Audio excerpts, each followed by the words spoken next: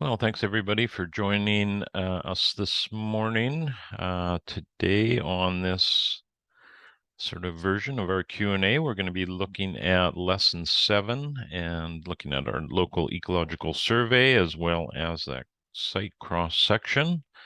And the site cross-section can be a tricky assignment, so we'll try and focus on that today and answer any questions we've got pertaining to that.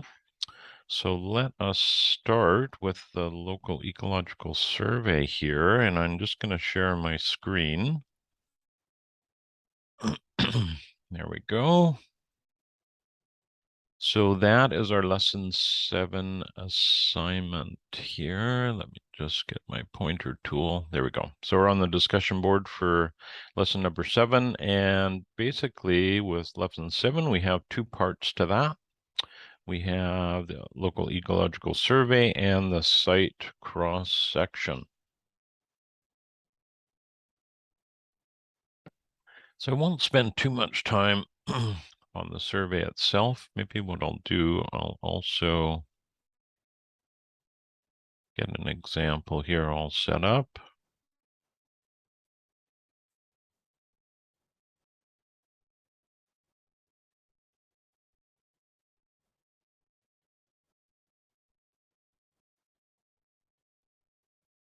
All right, so we can take a quick peek at an example here that a previous student had put together.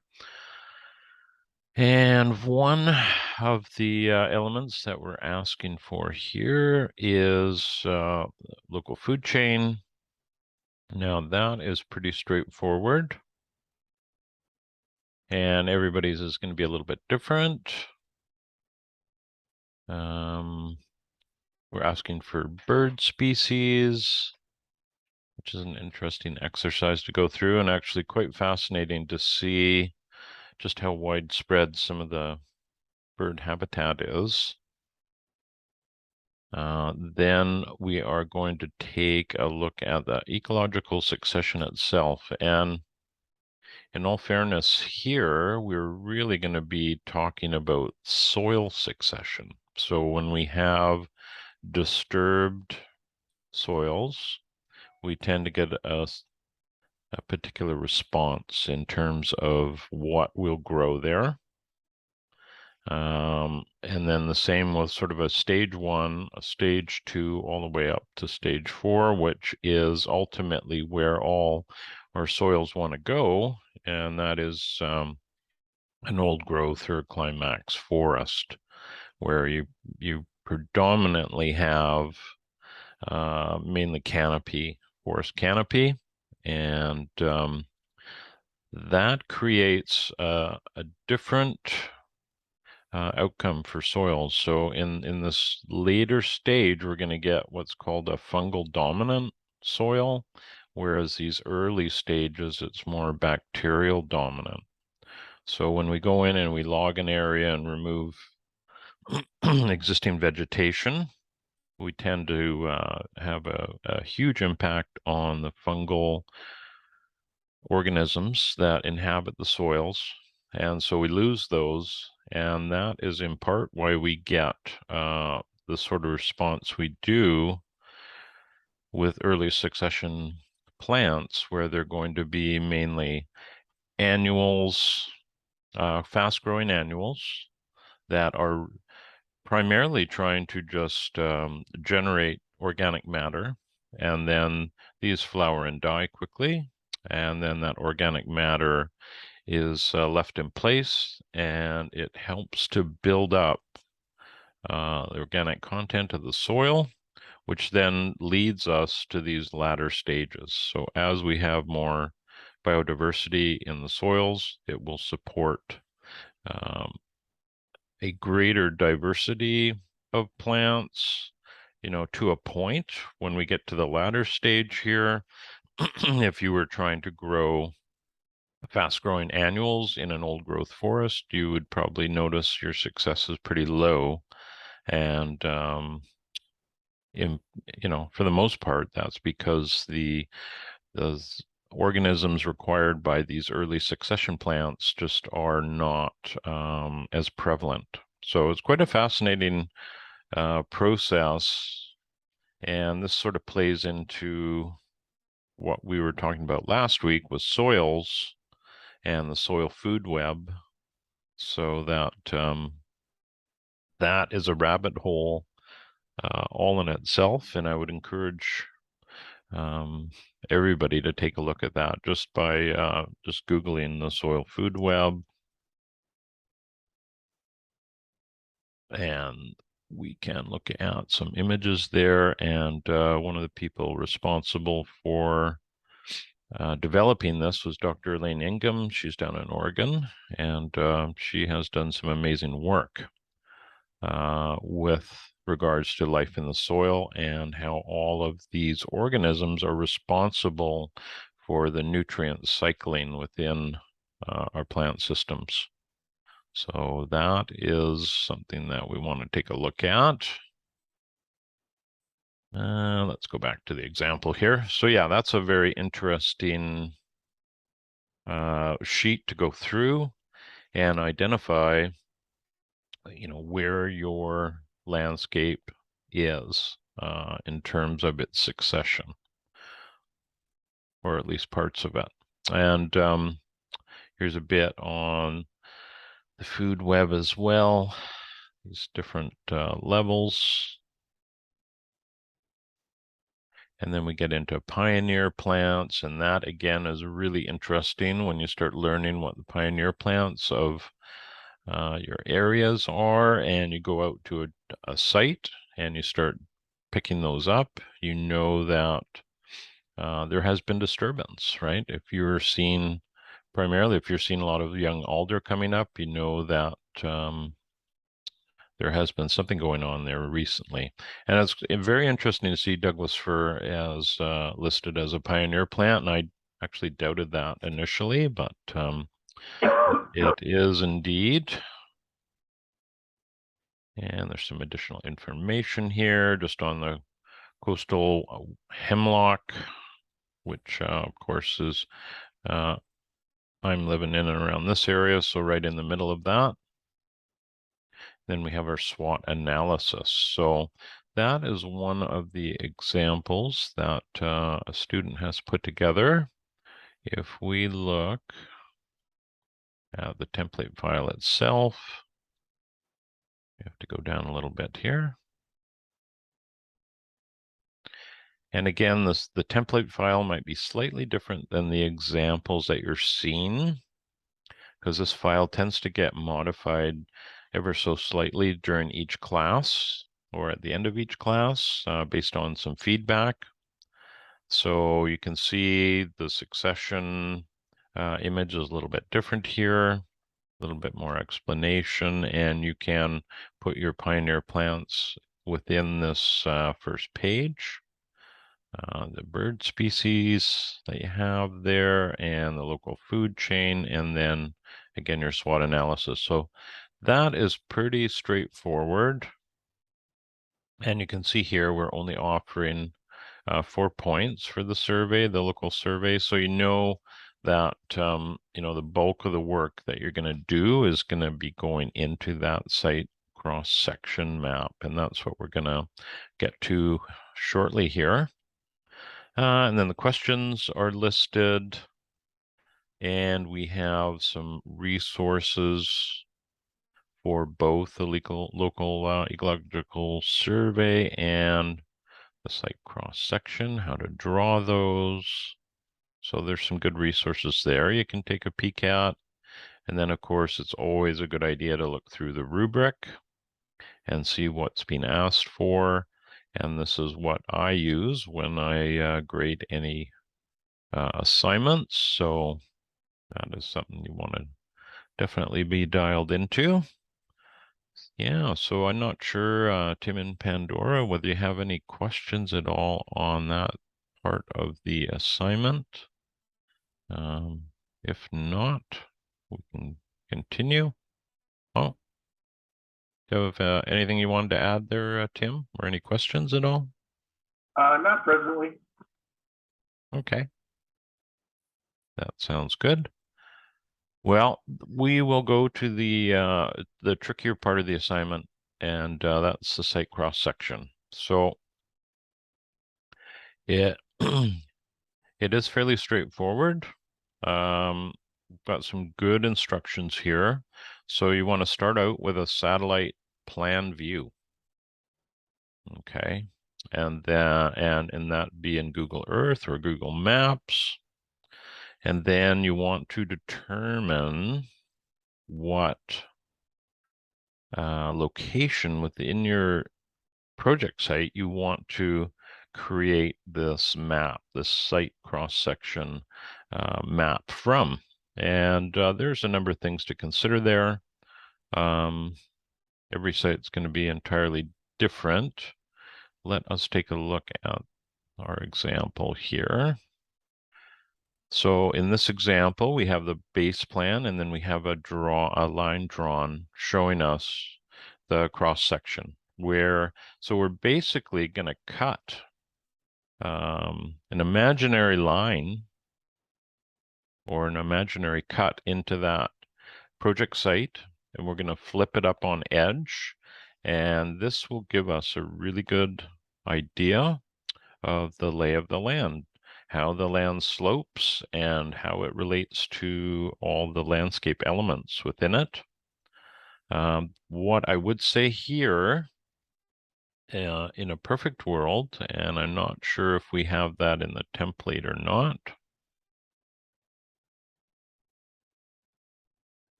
Yeah, there's a little note down at the bottom, but what we want to try and do here is when we draw a line, that's going to be a section line, we want to identify each end of the line. So you could put an A here and a B at the bottom, or whatever other designation works for you.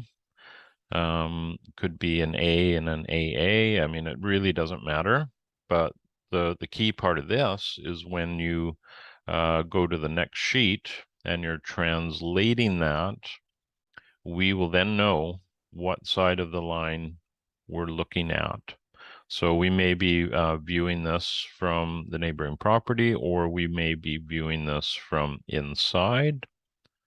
And let's see where and it looks like we're viewing it from inside the property here. But again, if we put those designations on each end of the line, we don't have to work too hard at figuring that out. And this is pretty straightforward. We're just really taking that slice in the landscape, and you can see with this particular landscape, we're going from about a 30-meter elevation down to just below. Now we're getting close to 25. Yeah, we are right about 25 meters here. And again, this Canadian student, when you're doing this, you'll most likely use US units, so it would be in feet. But one of the important things here is we want to try and keep this vertical and this horizontal scale the same. So each square should be the same amount of, the scale should be very similar going up as it is along the bottom here. Now, if you're on a very big site, that may be difficult. And by difficult, I mean, let's say this was 100 acres and this line here was, thousands of feet long. When we translate that into this drawing, the trees or elements within this area are going to be extremely small versus the cut, right? So in some situations, having a different ratio instead of a 1-to-1 scale, having it different, there is some justification for that. But what we do want to try and, the reason we want to go with 1-to-1 here is to try and give us, a very good feel that if you're standing in that location, looking at the landscape, the proportion between the elements and the slope that are shown here. So you can imagine if this scale was not 1-to-1, these trees would be disproportionately smaller or larger, depending on how that scale was. So try and keep that at a 1-to-1. Let us see what we've got here. So this has been set up to as a 1-to-1, and then at the bottom of the site section here, we've got a couple other elements that we want you to consider, and that's the succession stage and the microclimate within that section. So as you go along that section, those succession stages.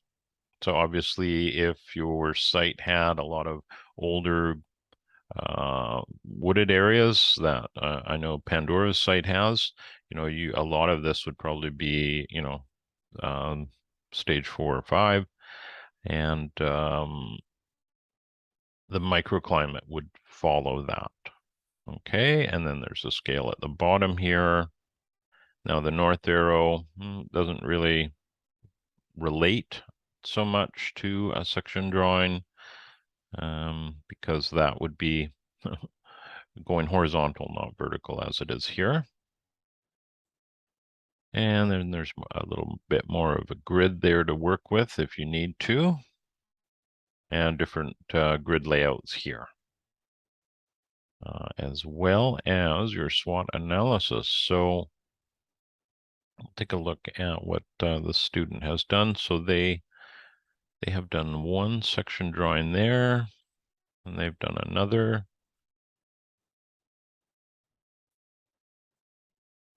Just trying to figure out why they've done two.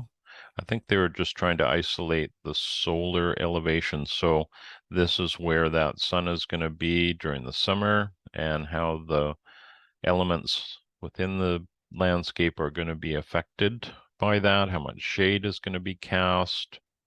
And that's really useful, especially if you're proposing a greenhouse. You want to make sure that you've got a lot of light, obviously, during the summer, but how much light are you going to have during that winter solstice? And you can see here, that could be, minimal, or at least it's going to be minimized by some of this tree canopy. And then our SWOT analysis. So, and then you have your Q&A if you want to add any questions or any feedback there. Yeah, so one thing I might do is just walk you through the process of getting, because for some folks they'll say, well, how do you get this topographic information? And again, the easy way of doing it is to follow the assignment instructions here. So I'm just going to open up, we'll get Google Earth going and just show you how I would do that. So we'll stop share there. Just wait for Google Earth to load up. I've got a few add-ons with it, so it takes a little bit of time.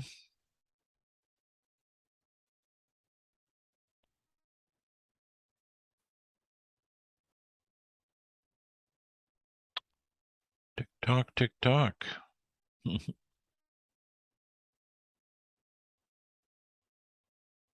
So is Canadian Thanksgiving similar to American? I mean, are you celebrating basically the same things? Yeah, we're giving thanks. Well, no, it's similar and different. We're giving thanks to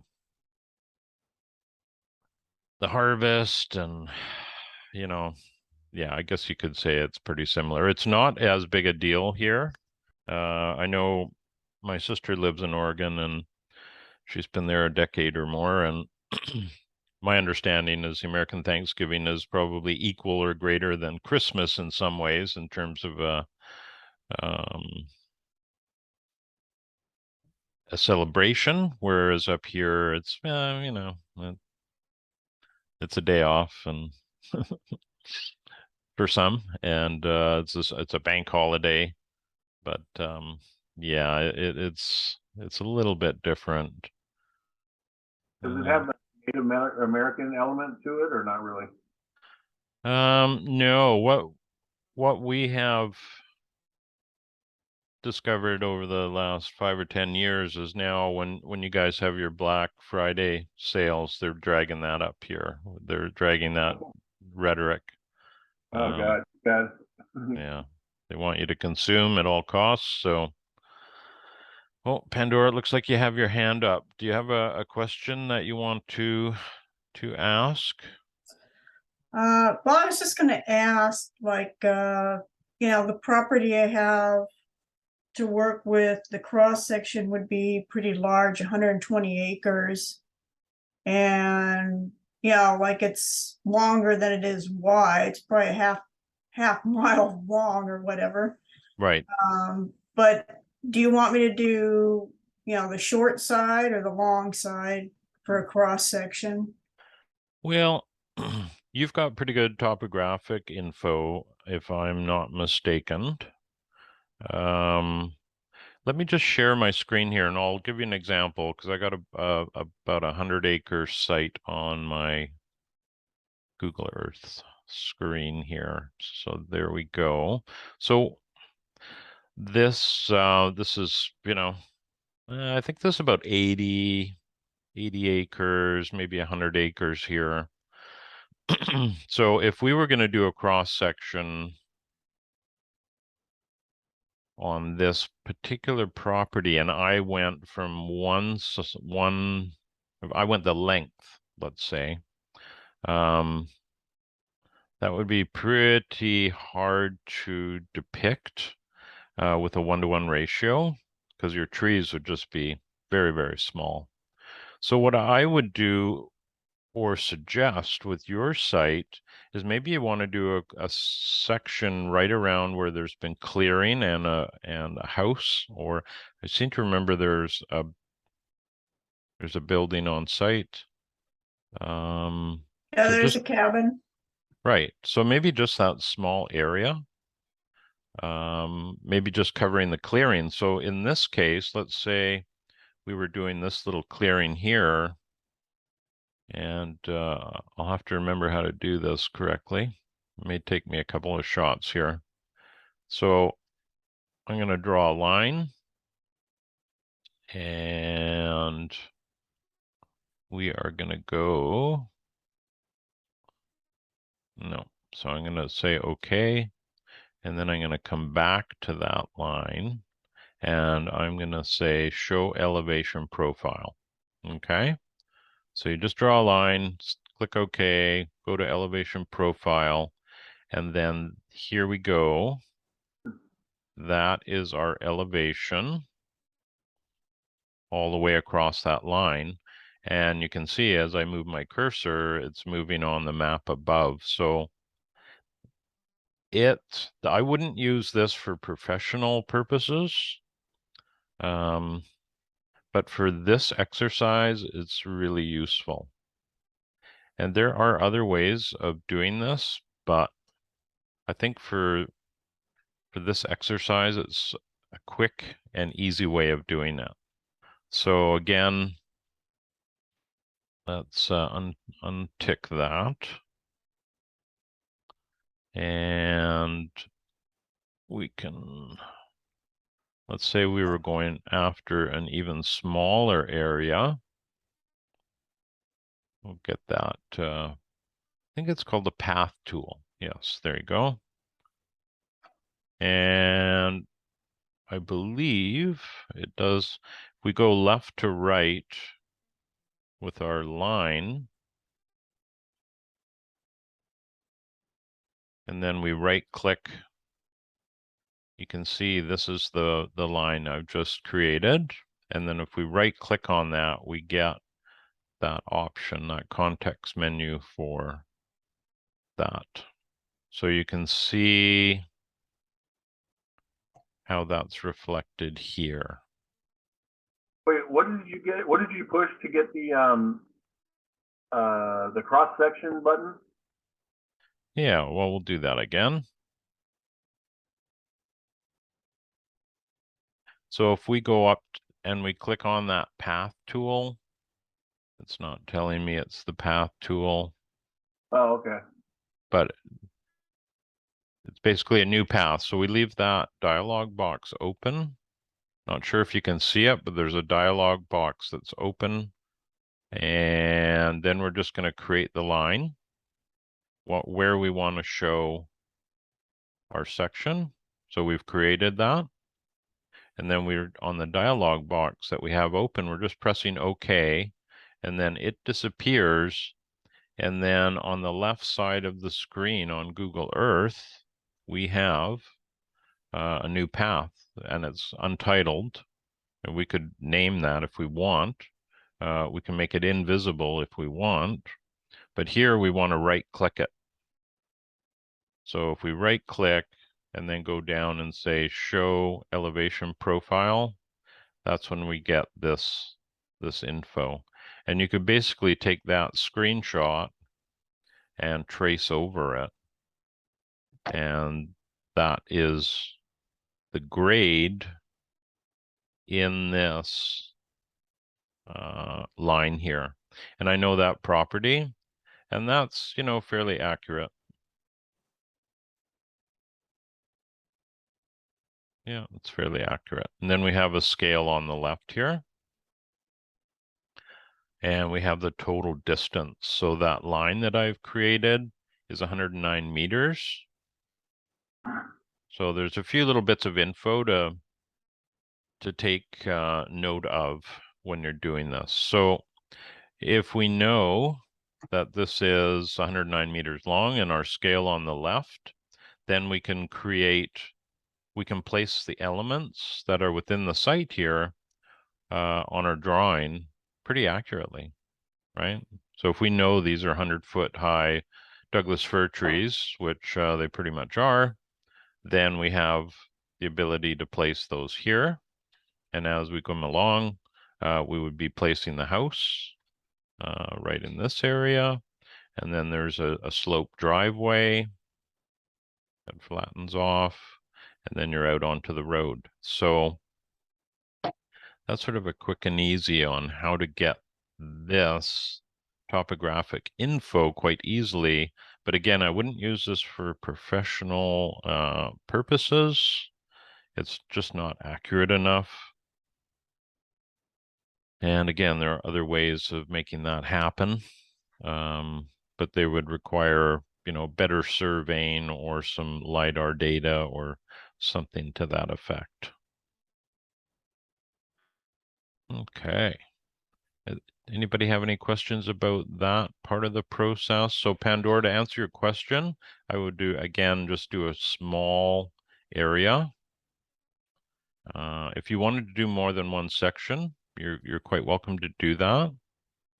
Just try and keep it at a 1-to-1. So again, if I did another path here and I went the length of the property, and then I did a show elevation profile, you can see here that it's quite undulated. It's 810 meters long, and the tree heights versus the length here, you know, the tree height's going to be smaller based on the overall image. So if we took this topographic info or this section line and dropped it into our design sheet there, these trees are going to be represented slightly smaller than if we were just taking that short line. So hopefully that makes some sense here. Let me see. I don't know if I can do two of these at once. I've never tried to do that. So there's the other one that we were doing.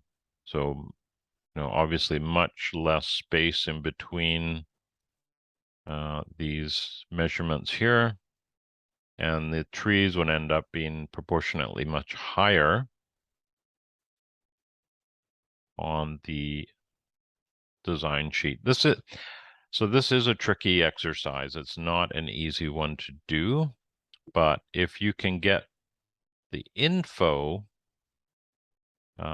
onto your sheet, that is half the battle right there. And there are other ways to do it. Let me ask you a quick question. Sure. So the photograph, when you have the satellite photo, is that a combination of regular satellite photos and LiDAR? I mean, how are they projecting into the vegetation, the actual topography? Well, they only do, like with Google Maps and Google Earth, they're going to show us 10-meter contours. That's the resolution. So they're really filling in gaps that they're not sure of, right? So that your accuracy is going to be fairly low. But this is the easiest way to go about this exercise. But I'm yeah, just curious, how does the technology pick up topography information if you have vegetation cover that obscures the undulation? oh, that's quite easy with LiDAR. You Oh, just okay, have, so it is a yeah, combination. It is a combination of LiDAR and satellite photos? LiDAR would go through all of the canopy, and then, it's kind of a complex process, but within, say, QGIS, you can remove the canopy. So Okay. you can tell the data to take out all the trees and just show me the earth, and then that's how you get contour data. Not sure I have contour data here that I could show you. Yeah, I was just wondering because I didn't know. I mean, I know that's possible, and you told me that there's like the drones that do the LiDAR, but I didn't know that when Google Earth has that data itself. So there you go. This is from LiDAR data that I converted. It's a large area, and the resolution, it's not really cleaned up too well. But these are, I'm not sure what they are, but when you click on them, they actually tell you the elevation. So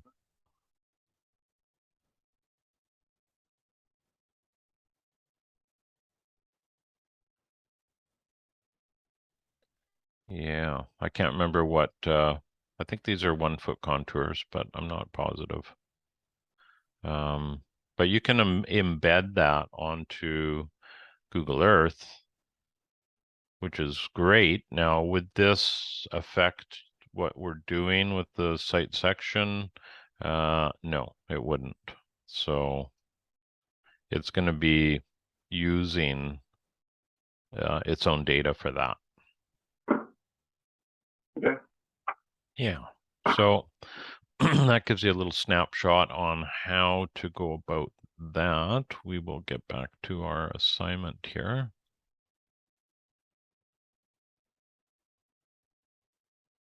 With the other students' projects, where did they source just the little graphical trees and some of the elements? I mean, is that in the tutorials or? You've got some symbols here that you can individually copy, right? And then scale the best you can. Okay. Yeah. So I'll show you, I'll try and find a section drawing that I did years ago here. We don't often do them, but sometimes they are required, and more often than not, it's for commercial design work.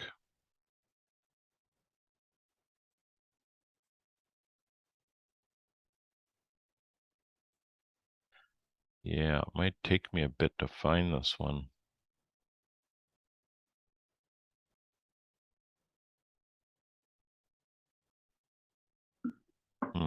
I don't know if I will go down this rabbit hole. Might take me a little bit.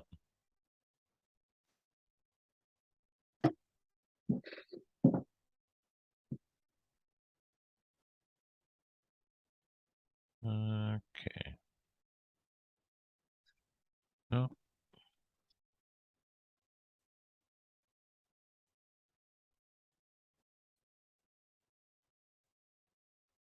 Well, I'm in the right place. Now, whether I can find it or not, I don't know.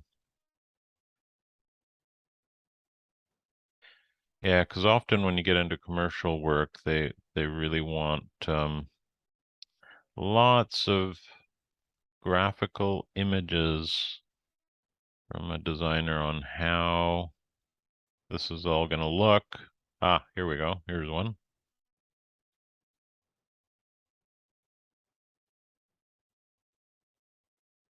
And you'll notice this is quite different than what we're asking.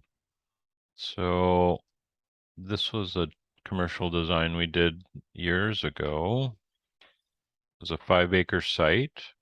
And this is basically a section drawing of taken from the road. So we drew a line or section line right up the road that's entering this complex to give the powers that be an idea of how this would all look. These are existing homes up here, and this was a commercial facility being placed on the site. There's lots of other images here, but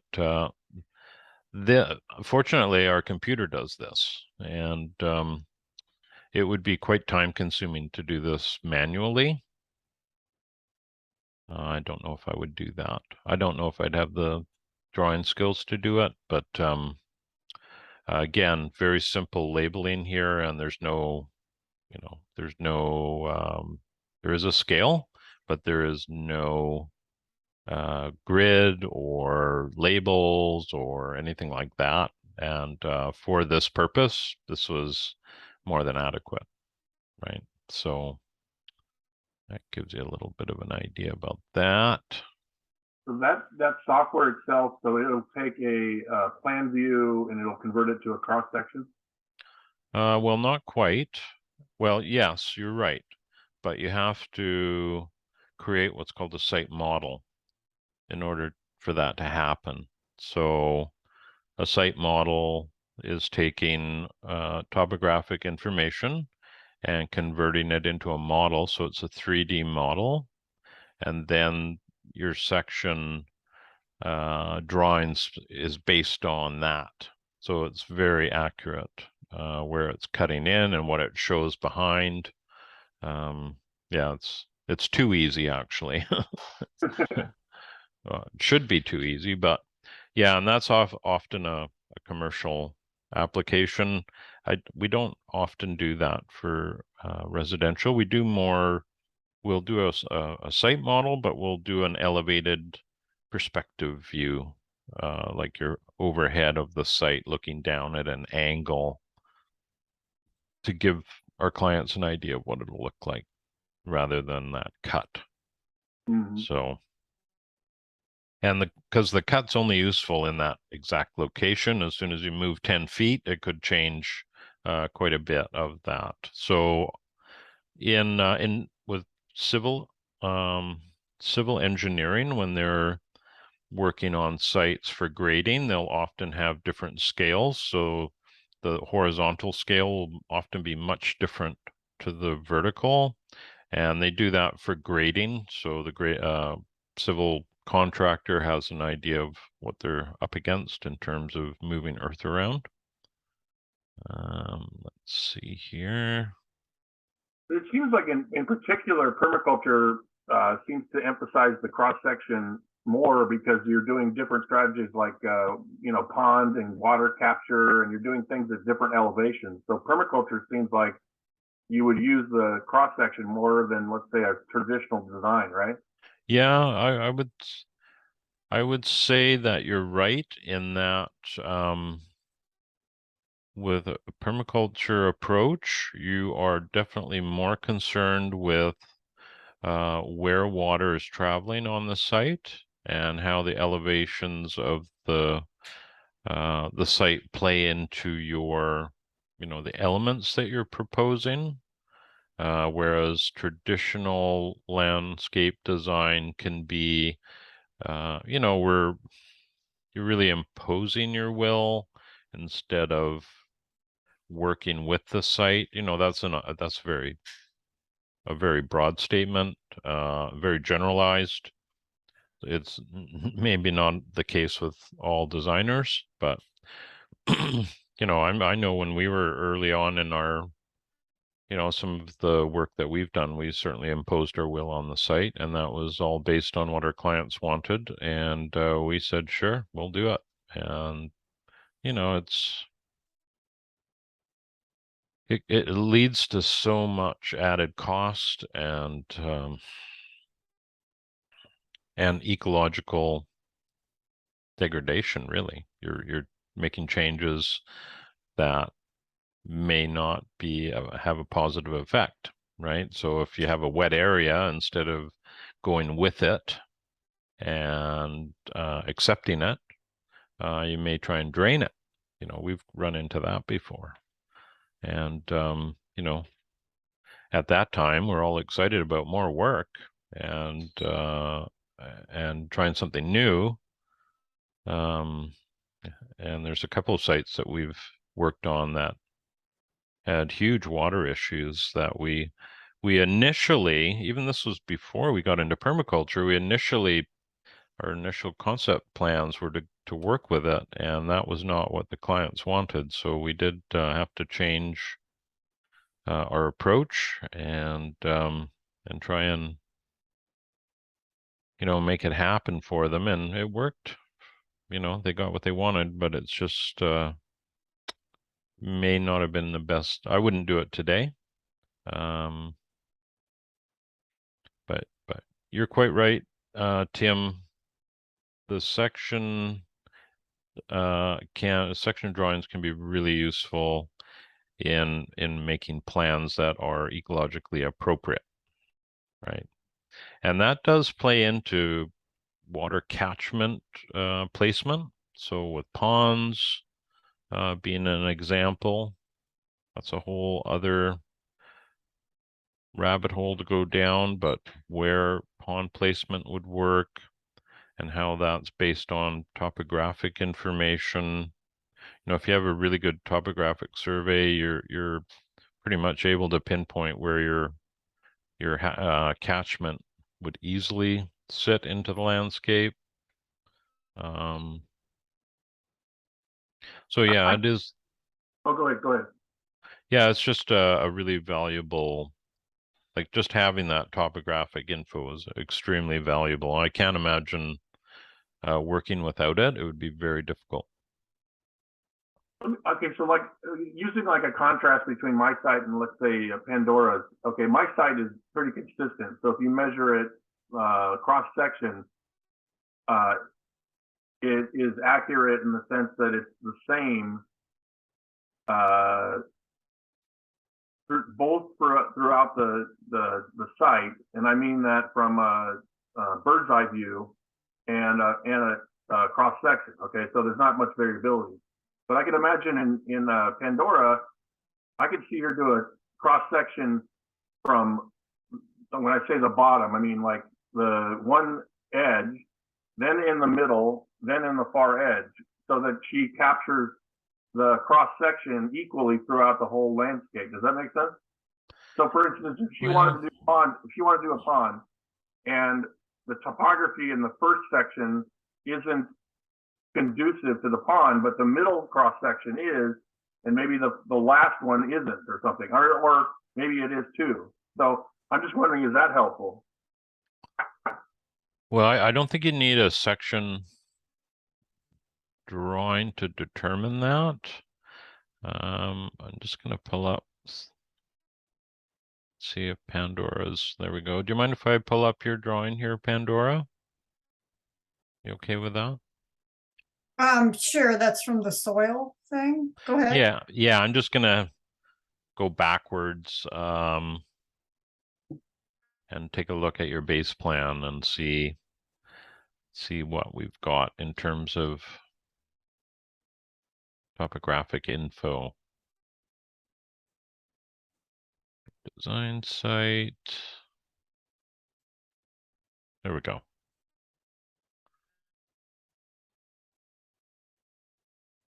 So this is topographic map, and that's probably one of the nicer ones there. And I believe these are 10-foot contours. I'm pretty sure they are. So, which is a pretty coarse, for a big site, that's probably, a really good resolution so you can see what's going on with it. If you had 1-foot contours here, it would just be a big mush.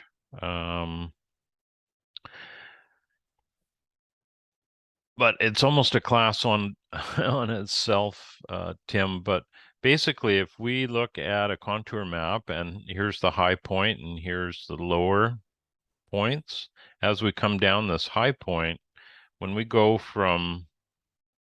start seeing these contour lines spreading out, those are the locations that we could possibly pinpoint as for a pond or for capture. Again, you'd have to have slightly higher resolution to make this all work, but you don't need a section map to show you where your ponds would work.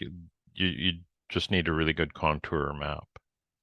And again, it would take it's probably a 2-hour journey to go through what all that's all about. But basically what happens is when you have slope and the slope goes from concave to convex, that point in the landscape is called a key point. And that's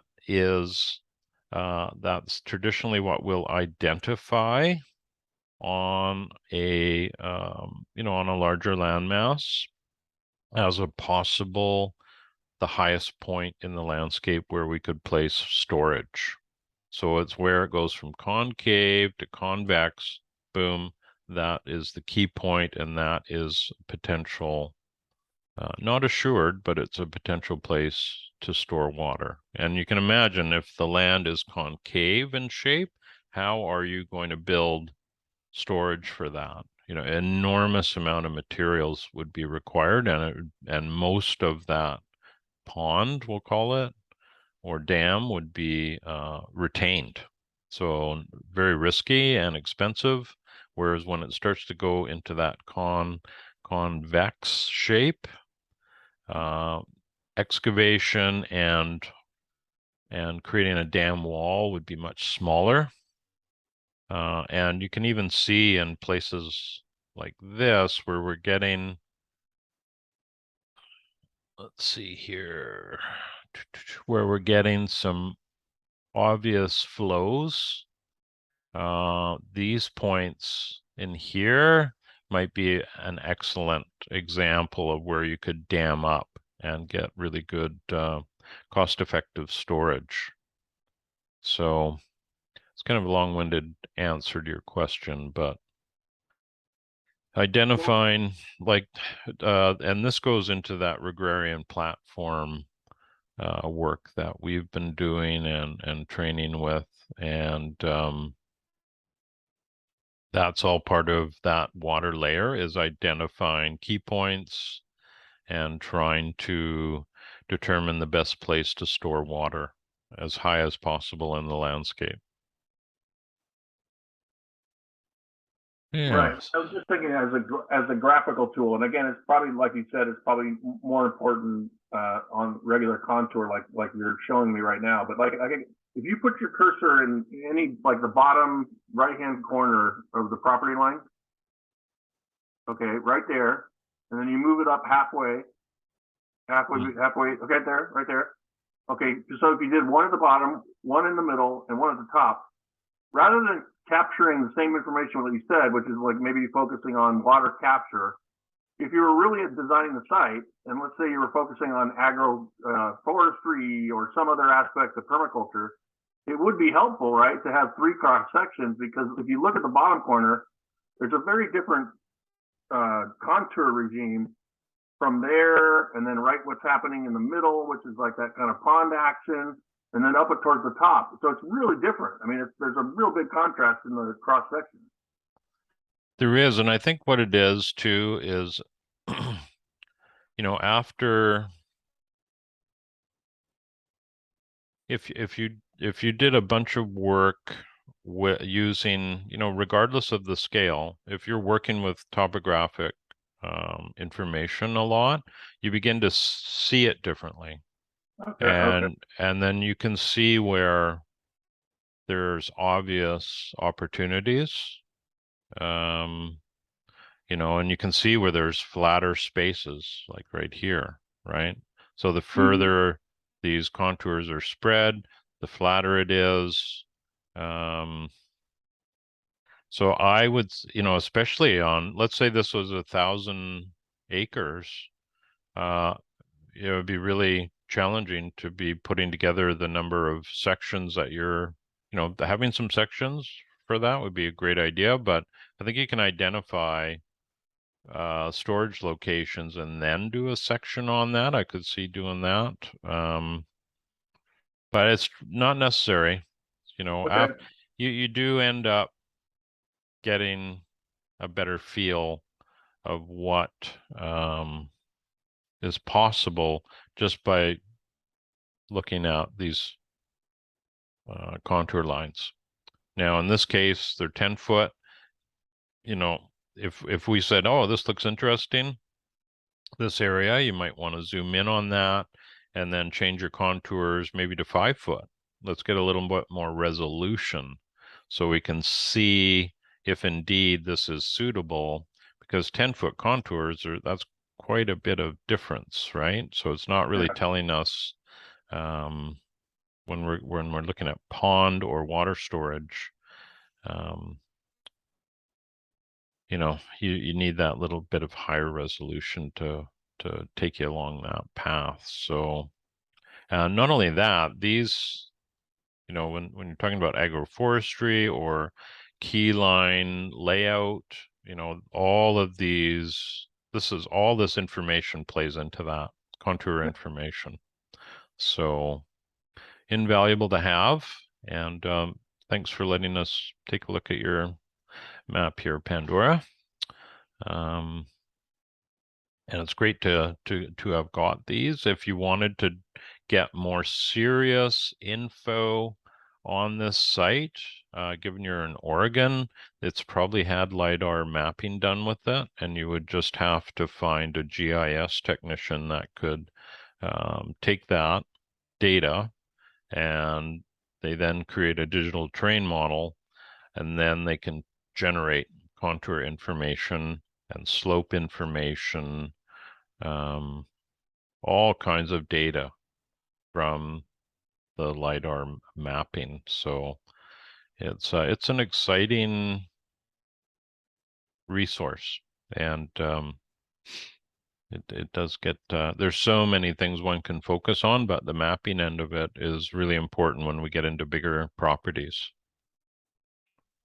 Just curious, what does it cost to have a private guy with a drone like that does LiDAR? What would that cost? Well, there's not many people that have LiDAR drones. It's mainly photo, what's it called? Photogrammetry.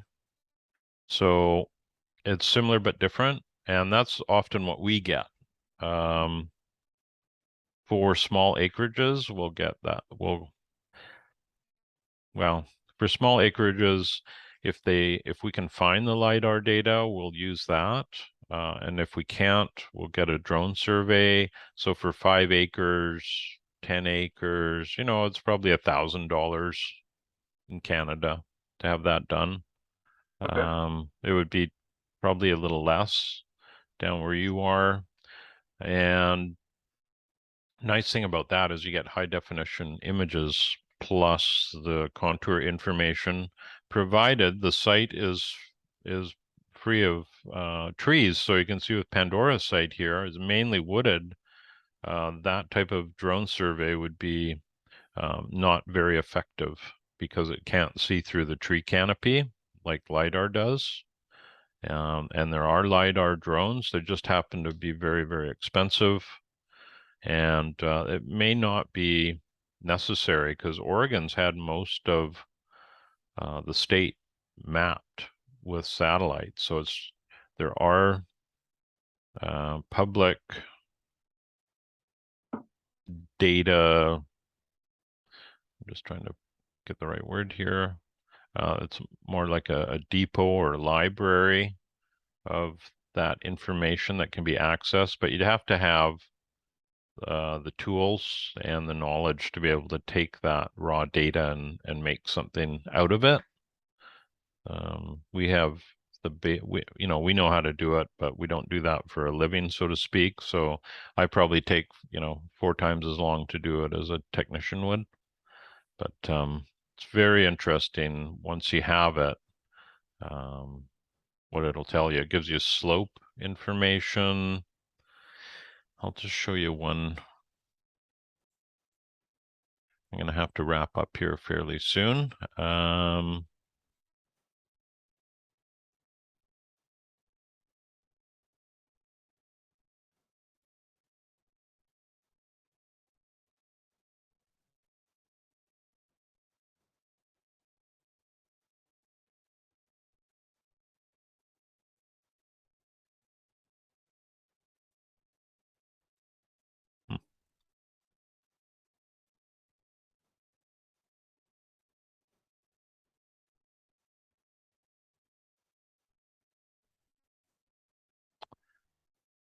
Yeah, I don't see any of my sheets here in front of me.